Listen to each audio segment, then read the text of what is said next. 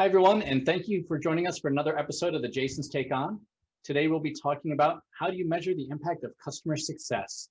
My name is Jason Whitehead, coming to you from sunny Washington, D.C. Very excited to be here today. And on our podcast, we look at a variety of customer success issues and topics and exciting things. And I'm joined today by my co-host, Jason Noble, over in the UK. Say hello, Jason. Good evening. Hello, Jason. It's not sunny here. It's in London. It's dark and cold right now, but hello, everybody. All right, good times. Thank you so much. And before we jump in, because this really is an interesting topic for us about how to measure the impact of customer success, because as you can have a great customer success and program and exciting things, but you've got to be able to prove it.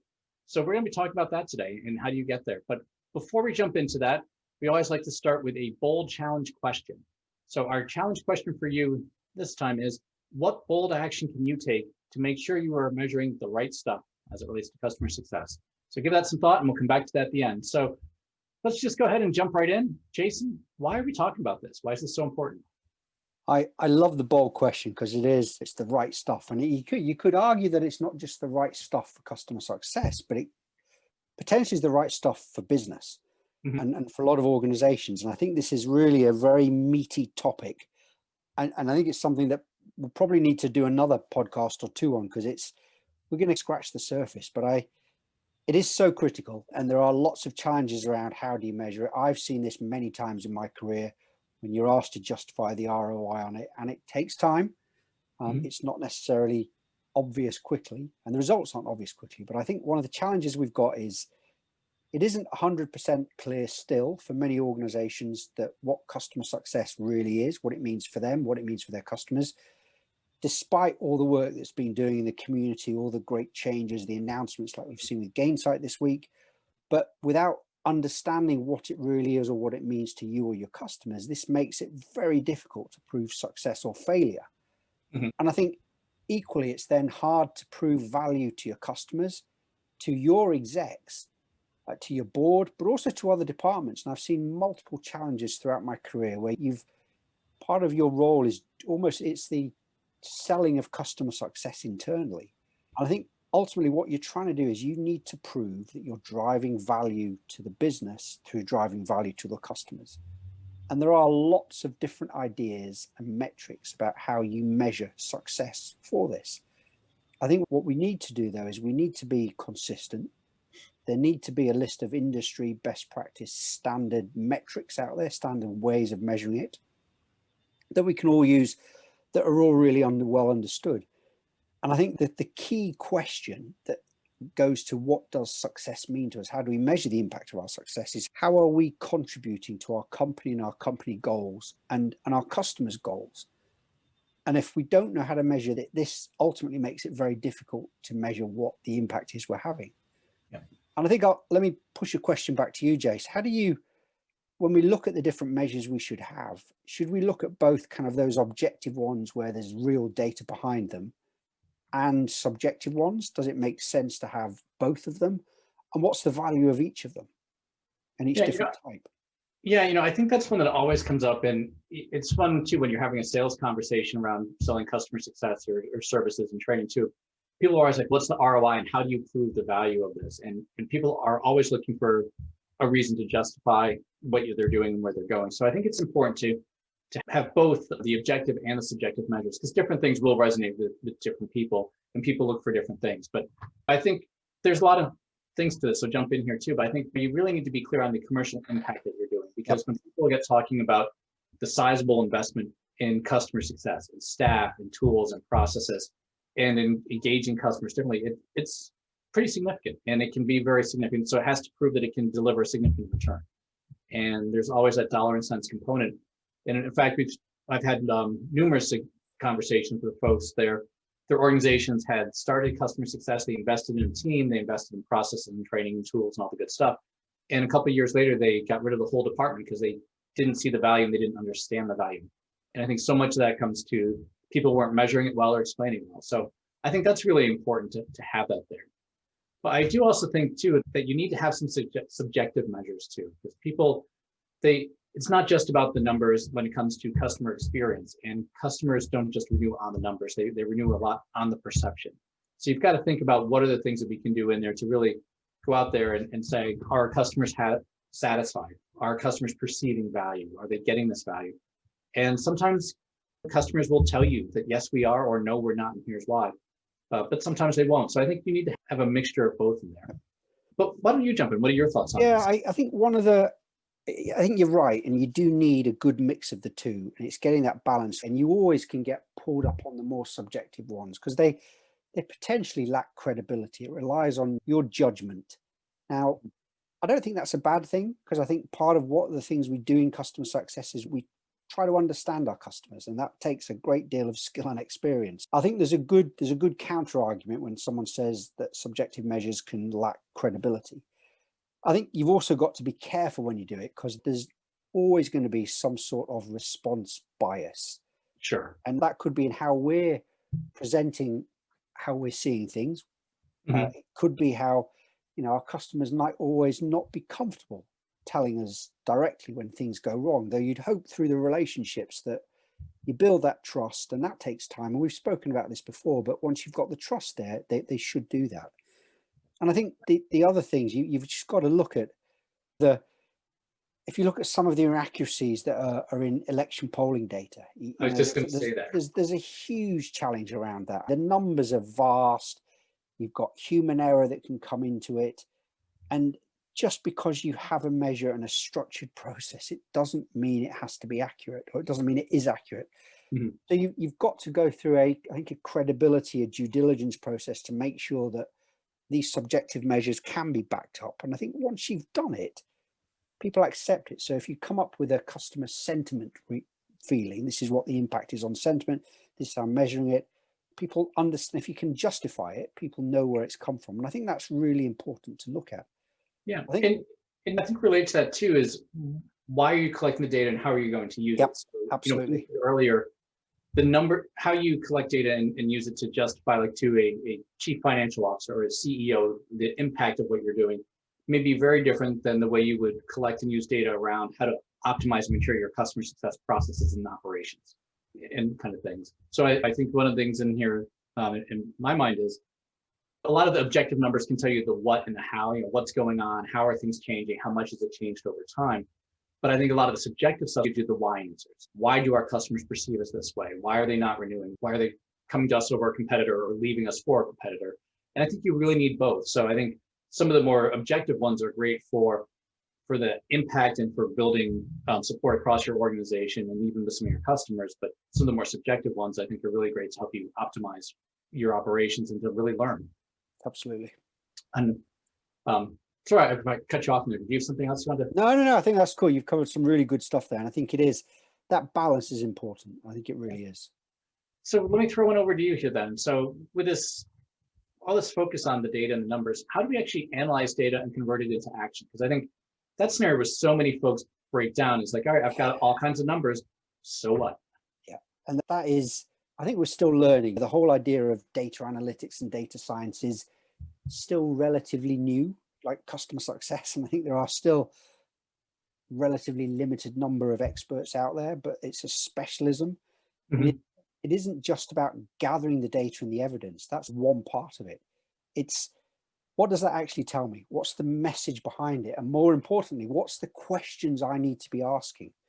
And that I think we often do the wrong way around. We look at the data and try to find something from the data. Well, you can do that, but start asking the business questions and use the data to answer those questions. And I think that the key issue is how do you put the data into action? Clear on what you think needs to happen. And I think you've also got to have that influence across your organization to get others to take actions, bold actions even, to have impacts based on that data. So the data can give you some insights and there's actions that can come from those insights. And those are three distinct steps. And I think you also see lots of people looking to the industry for what are industry benchmarks, what are standards. And this can give you some insight and some guidance, but how relevant is it to your industry? How relevant is it to your customers, to your business? NPS, I think, is a great one. There's a lot of data to come up with what your net promoter score is. But one of the problems and pitfalls I've seen people do multiple times is compare yourself against industry standard organizations that aren't your organization. They're not the same history as you, the same legacy or the same challenges that you've got. And that can be a big problem. So you've got to look at the right way of doing it and make sure that you're not just doing it for vanity's sake, that you're doing it because it's relevant to you. You know, what are your unique needs, your unique processes, the unique timelines that affect your business, your customers, and your industry that would impact that ability to use those standards. Yeah. I think the other thing is it's also, and this is NPS is a great measure of this. It's how do you measure the impact over time? It's not at any one point in time, it's the trend behind the impact. And so much of what we're doing in customer success is about maturing our organization, understanding what's working, what's not. And you've really got to push for that. And I know from the podcast that we did with Laura Culbertson from Loop VOC, they've got an awesome tool there that really drives their voice of the customer programs and processes. But it also allows you to take it back to track actions and interventions so you can measure the impact on the actions with the customers. And that's really key. Any thoughts on that you could add? Yeah, I'm glad you brought up Lauren. She was such a great guest. And I encourage everyone to go listen to that episode. And it was so impressive when I saw the demo of their tool and what they're doing, that being able to not just have data, but have actions and being able to log the input is key. You know, and I got thinking about too, when you were talking about, you know, what's the purpose with your info and to be able to create context is, I've seen where some organizations go and people are like, let me look at the data to prove or disprove a hypothesis. Let me build up to a conclusion and see where I want to go. And then I've seen other political organizations go the other way, where here's the answer I want and where I want everyone to get to. Let me find some data and things to justify it. And how do I get people to fit in that? And so I think you really have to be careful there. And I remember back in high school when I had a statistics class, we were required to read the book, How to Lie with Statistics. And that, you know, I think it was written in the 50s or 60s or something like that. But I think the lessons in that were just as relevant today as they were back then. And I encourage people to go read the book. And what I really liked in there is it taught you how to say data can be either manipulated if you assume malintent, or just misconstrued if you assume ignorance or not looking at the context and the big questions. And really, the more that you can understand how data tells a different story depending how it's presented, how it's analyzed, and how it goes, is so important. And I think everyone should have some skills and familiarity with that so they can ask the right questions and be critical of the data so that they don't make faulty judgments around it. So that was one thing that really came out to me that I thought was really important for people to understand that. And I also like what you said too about really coming back to so what are the actions we're going to take? And it got me thinking about when I was doing my master's in organization development, and it was a very interesting program about how do you grow organizations and do different types of interventions and neat things. And one of the things that we were required to do in most every class there was keeping a journal. And the journaling technique that we had to use was a 3-step process. And I actually recommend people do it today. And it was take an incident that happened in your work life. And it was work life or with the customer or internal in your office, whatever it may be. And step 1 is just write down very shortly, it can be bullet points or a couple things, and describe what happened and provide detail and sort of the data to make the situation clear and really understand what it was. And then in step 2, going through and really identify what did I learn from this situation? Because, you know, the learning doesn't happen in the middle of in an action or in a situation. It happens after the fact when you review it. So what did I learn from this? What did the data tell me? What did I piece together from this experience all the way through? And then going into step 3, coming and saying, now what will I do differently as a result of this in the future? How do I apply what I've learned going forward? And it's such a simple process, but really important. And I've used this on my own in a journaling technique and found the ahas very helpful, but I've really had some great results working with clients and customers, doing lesson learned reviews and getting people through this so that everyone could recognize new things. And I think that's a big piece of this, is just collecting data and just focusing on the numbers is only half the story. You've got to close the loop and analyze it, understand it, get insight, and then take action from it. So I think that closing the loop is so critical. It's how do you do something with it? And that quite often is the hard bit to do. We've got the data, we've got some numbers, but how do you take actions from it and then look at the measurements of those actions? And I think the next question I was going to ask, and I think let's think about this between us, what are some of the measurements that we've used and we'd recommend? And the one, I mentioned it before, but I do like it, I'm a big fan of it, is Net Promoter Score. But for me, I don't like transactional NPS. I like it more at a relationship level. So do it periodically across all your customer base. ask them the same question. Would you recommend me? And I'm in two minds whether it's to a friend or colleague, because in some instances, my friends would have no interest whatsoever in using my services. But you can look at it to a business partner or colleague or something like that, but it's the same essence behind it. But NPS as a number on its own doesn't tell you much in isolation. Right. Yes, you can look at the trend for you and you can see how it's varying, and that gives you a picture of what direction things are going in. But the real key is understanding the why behind the question. And that requires, exactly like you said, that's where the close the loop comes in. Mm-hmm. And whenever I've done this in multiple organizations, that's where the big effort is. It takes a lot of work and effort to go back to your customers and why did you leave this score? What did you mean by this? And have those follow-up conversations. But that's where the real value comes from. And what you can then do with that as well is then do sentiment analysis based on their contextual answers. And I think that gives you a lot more insight, and it gives you some really critical feedback for product as well. Someone wouldn't recommend you. Why not? They might have had issues with support. They might have had issues with the renewal, the price or product, but it feeds into that. So I'm a huge fan of NPS. It's something that I'm currently in the process of rolling out our program now as part of our Voice of the Customer program, but it requires time and effort to do it. Another kind of big one that I like is net retention rate. Mm-hmm. And for me, that is really important because it brings in all of your upsell, your cross-sell, but it also brings in the churn. So it gives you a really nice dynamic of how things are really going as a business, just in terms of your growth based on what's happening with your customers. It's real. It's not just about growth. It's about how they're changing and how the dynamics are changing with them. So I really big fan of those two, and two that I'd really encourage people to use. Any that you've used, Jason, that you'd think would recommend? Well, I've got a few that I enjoy and recommend. And I know a lot of people like NPS, and I'm not quite the fan of it that you are. I think a lot of people have misconstrued it and taken it to be too much of the gold standard if we hit the number here or there, as opposed to what's really going on.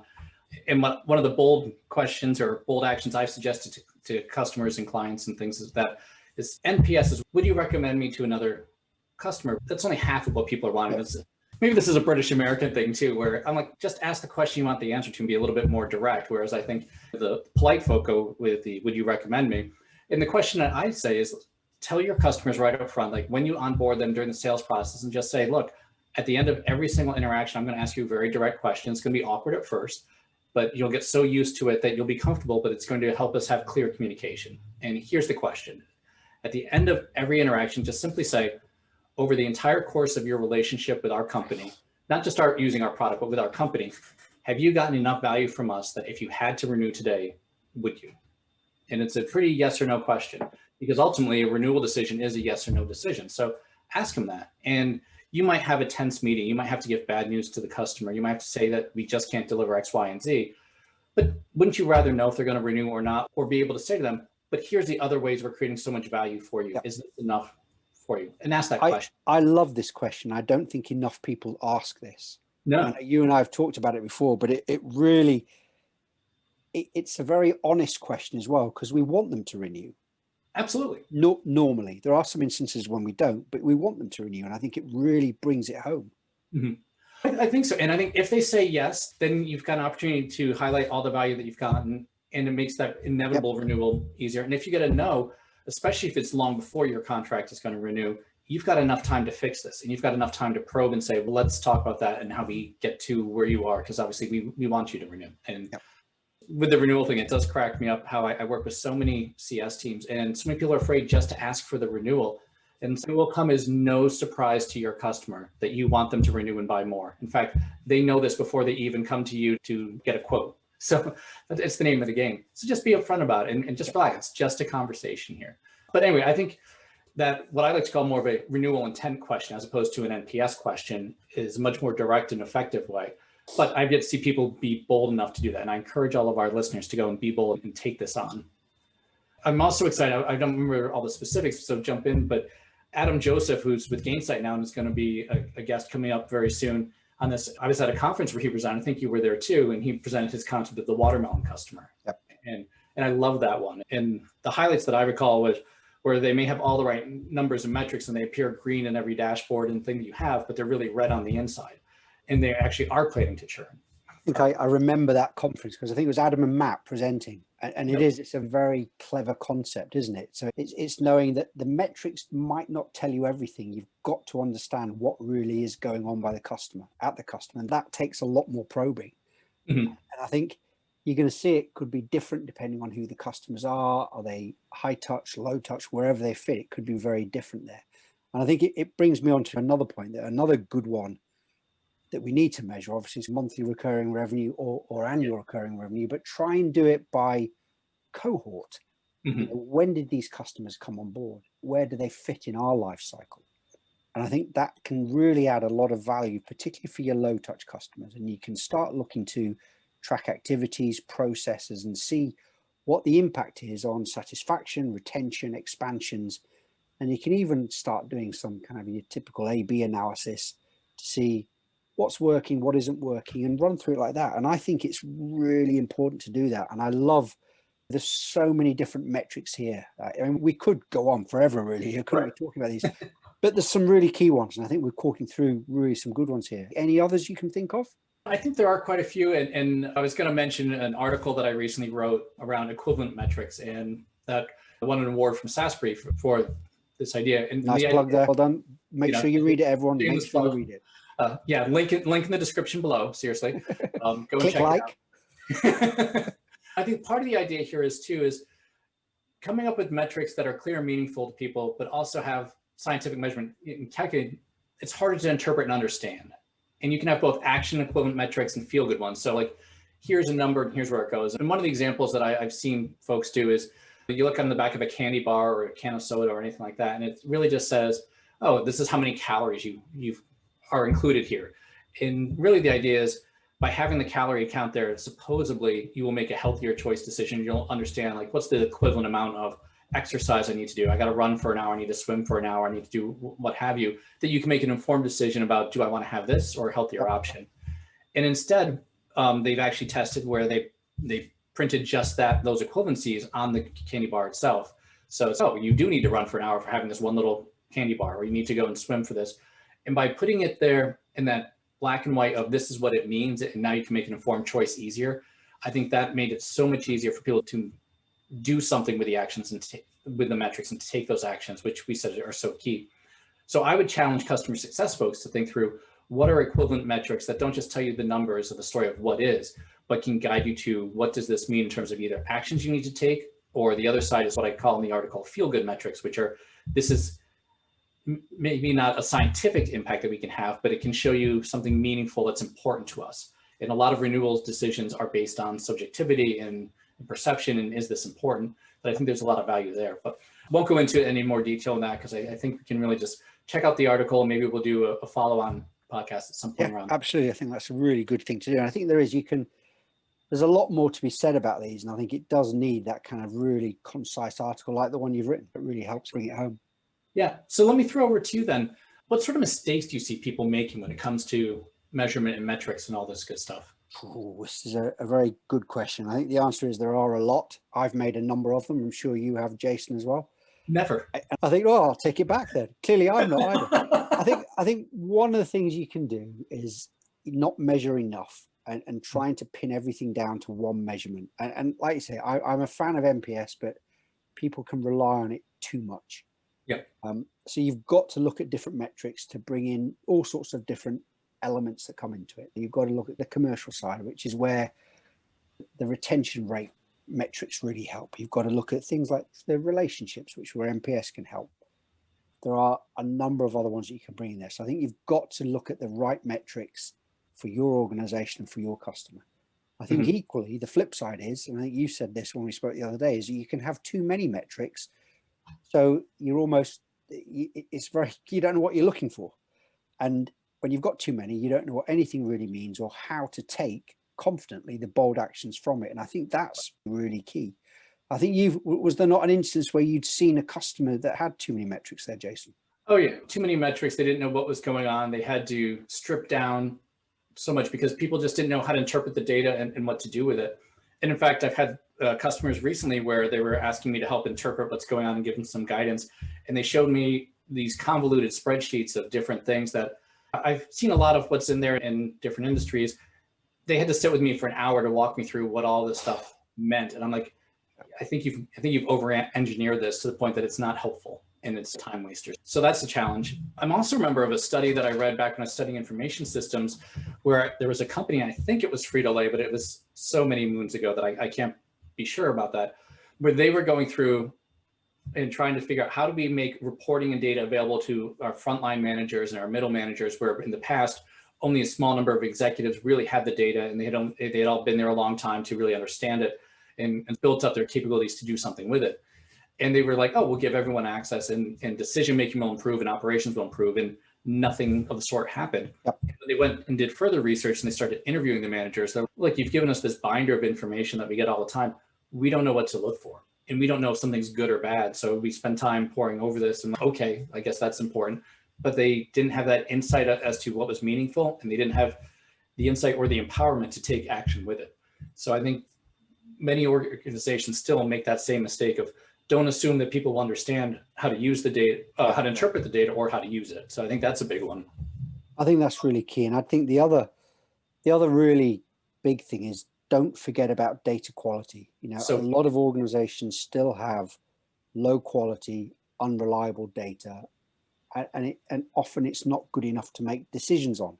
Mhm. Now, that's not bad. You need to start somewhere, but I think you've got to look at data as more of a strategic asset. There's often said that data is the new oil, but it has a massive amount of value, but you can give it more value by spending more time and effort on it, and start asking the business questions and look at where your data is coming from.